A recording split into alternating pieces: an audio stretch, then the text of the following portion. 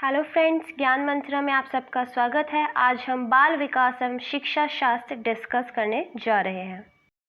Question 1, नूर विद्यालय में अपना लंच बॉक्स लाना भूल गई तथा यह कहते हुए तान्या से उसका लंच साझा करने के लिए कहा, तुम्हें आज अपना लंच मेरे साथ साझा करना चाहिए क्योंकि कल मैंने तुम्हारे साथ अपना लंच साझा किया था।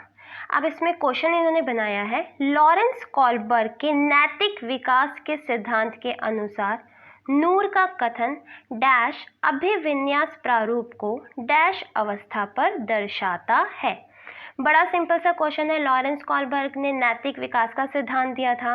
अब आपने ये पढ़ी स्थिति, अब ऊपर आपने पढ़ा कि नूर ने एक दिन तान्या से अपना लंच साझा किया था, तो वो अगले दिन उससे कहती है कि आज तुम मेरे साथ अपना लंच साझा करो क्योंकि कल मैंने दिया था तो आज तुम दो।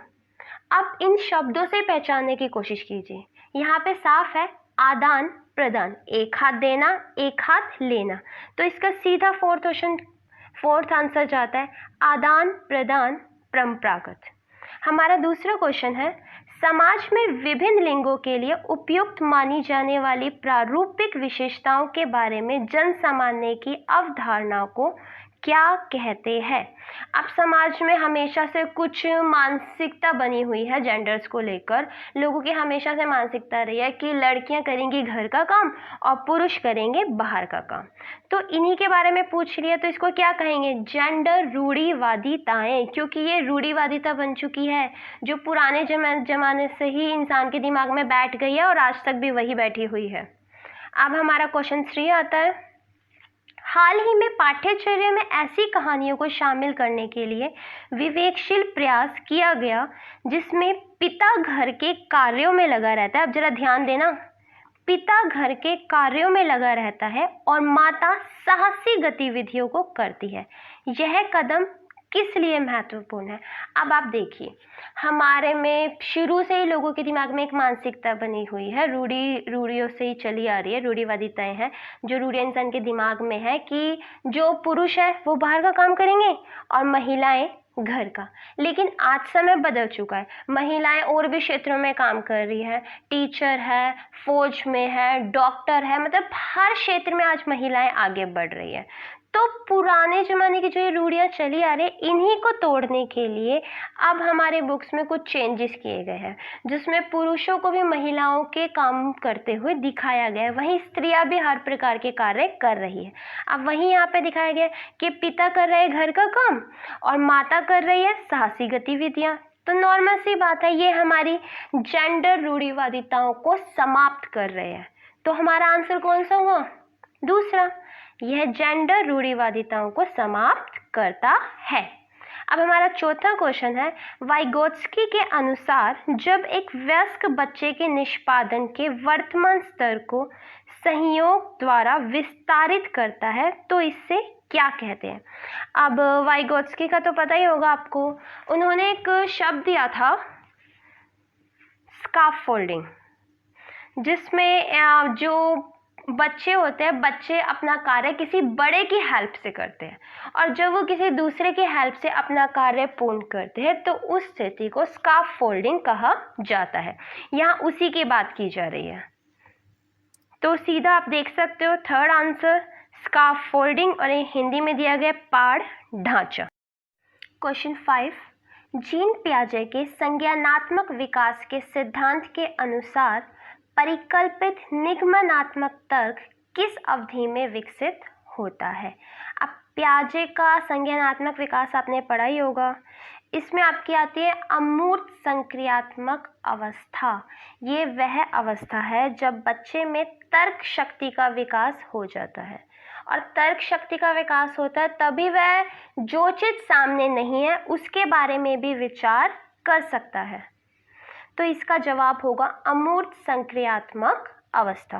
क्वेश्चन 6 है, डैश के अनुसार बच्चों के चिंतन के बारे में सामाजिक प्रक्रियाओं तथा सांस्कृतिक संदर्भ के प्रभाव को समझना आवश्यक है। अब कौन सा ऐसा है इसमें से जिसने समाज और संस्कृति दोनों को लेकर थ्योरी लिखी है अपनी, तो एक ही नाम आता है, लेव वाइगोत्स्की। लेव वाइगोत्स्की है जिन्होंने समाज और संस्कृति दोनों का ही स्थान बच्चे के विकास में महत्वपूर्ण माना है। इनकी थ्योरी थी सोशल कल्चर थ्योरी। तो हमारा आंसर हुआ थर्ड, लेव वाइगोत्स्की। अब 7वां क्वेश्चन है, पियाजे के संज्ञानात्मक विकास के सिद्धांत से निहितार्थ निकालते हुए एक ग्रेड 6 से 8 के शिक्षक को अपनी कक्षा में क्या करना चाहिए।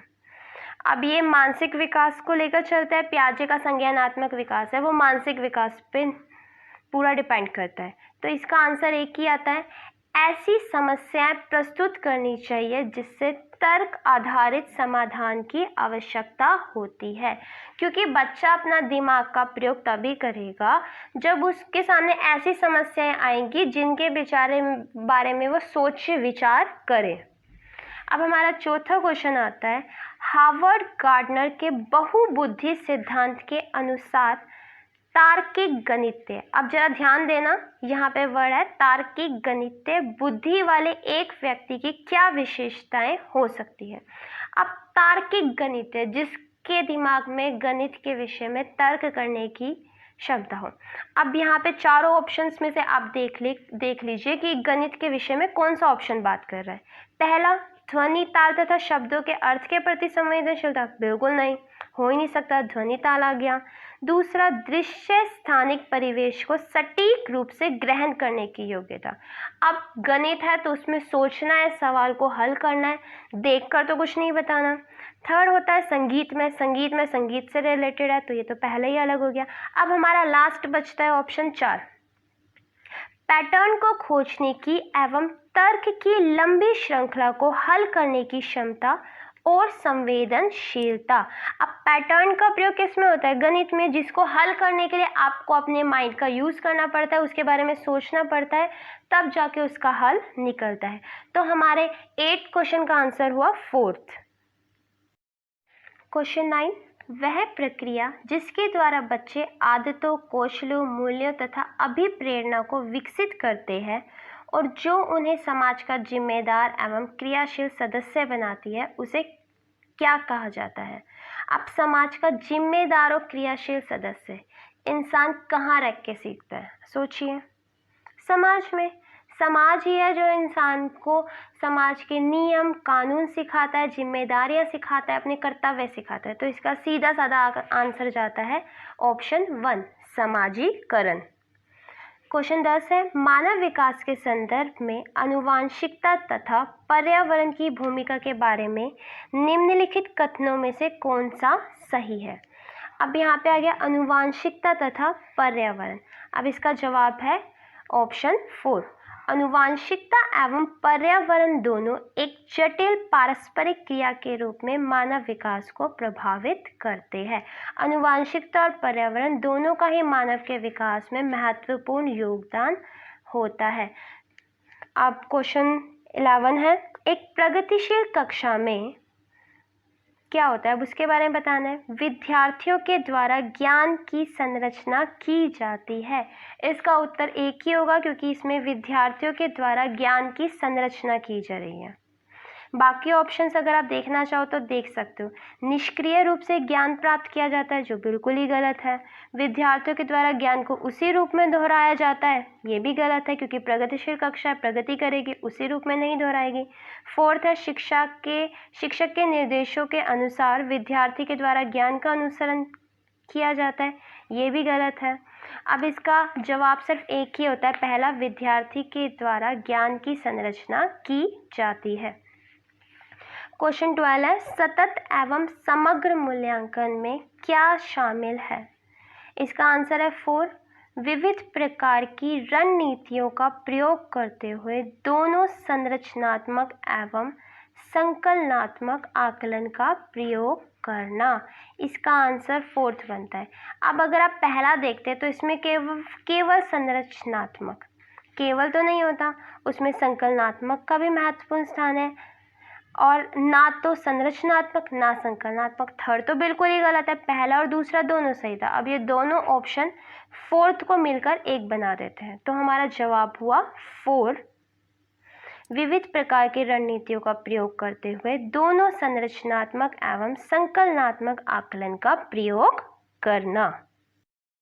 क्वेश्चन 13, आपकी कक्षा में एक विद्यार्थी को विभिन्न स्रोतों से बार बार यह बताया गया है कि उसके सामाजिक वर्ग के लोग शैक्षिक क्षेत्र में निम्न स्तरीय प्रदर्शन करते हैं। इस रूढ़िवादिता एवं परिणामिक रूढ़िवादी आशंका के प्रभाव को कम करने के लिए एक शिक्षक को क्या पहल करनी चाहिए।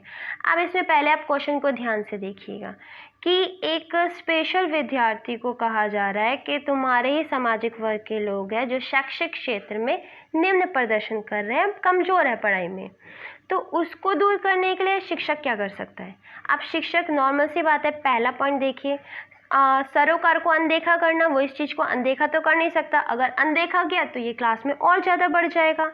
सेकंड पॉइंट आता है, विभिन्न सामाजिक वर्ग के विद्यार्थियों के बीच प्रतियोगिता आयोजित करनी चाहिए। प्रतियोगिता आयोजित करने से क्या होगा, बच्चे उसे वहाँ पे चिढ़ाएंगे। थर्ड आता है, विद्यार्थियों से पढ़ाई छोड़कर किसी अन्य क्षेत्र में शामिल होने के लिए सलाह देनी चाहिए। हम ये भी नहीं कर सकते, हम उस बच्चे को पढ़ाई छोड़ने के लिए कैसे कह सकते हैं, पढ़ाई तो हर मनुष्य का अधिकार है। फोर्थ आता है, विभिन्न सामाजिक वर्ग के रोल मॉडल से संबंधित कहानियाँ एवं उदाहरणों को प्रस्तुत करना।